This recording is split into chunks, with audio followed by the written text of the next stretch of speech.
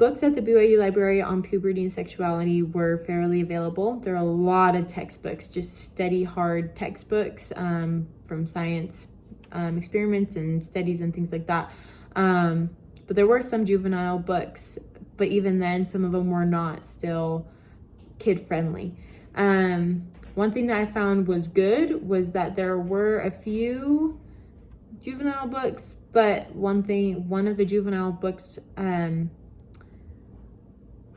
had graphics and pictures of both heterosexual and homosexual couples having sex, which I thought was really interesting in a juvenile place, in case a child picks it up, and the views that is taught in a household may not match what is in the book.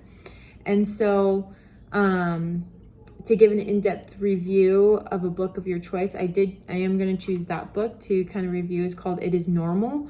And just considering that homosexuality is still a minority group, I would not consider it normal. But I think that there could be good opportunities to have alternative books, such as, representing that minority group, that is something that could happen. But on pages where it talks about sex in itself, and it had graphics of both homosexual and heterosexual having sex.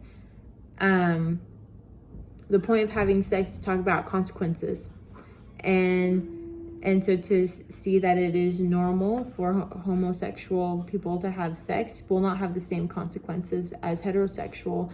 So I thought that it was interesting to represent that group in that way. There was a section specifically for the LGBTQ community, which I appreciate, just to teach kids that, you or other people may go through feelings similar to this, but to talk about the actual facts of science of what happens when heterosexual couples get together and have sex. I think that's important to know that consequence, and instead of falsely saying that it could happen for homosexual and heterosexual relationships.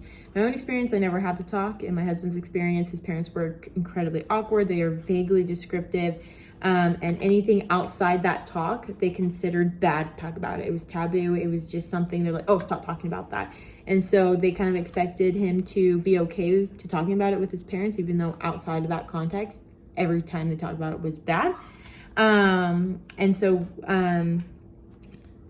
to us, we feel like the best positive way to talk about sex and puberty is to know that it's inherently good, and that there are ways to appropriately manage those feelings. I think also I learned from Tammy Hill, a sex therapist at BYU that I took a marriage prep from. She said, practice talking to your babies as they're infants, using specific and accurate words, so that way you can have it be a normal part of your language.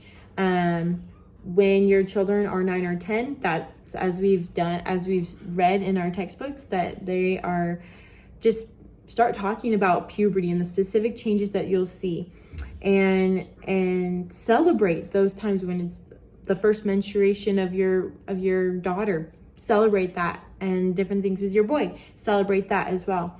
But I do think that it's important that as they bring up things, be as specific as you want. So that way those words are already in their head, and they're not foreign, especially when they start having these sexual desires grow. They know exactly what it is and how to manage them, and so they don't fall into things like early intercourse and affect those things, and then also pornography. And they're more likely to come to you because it's a normal conversation, instead of, oh, my parents always thought this was bad. Why would the bishop have me go talk to my parents who think it's bad?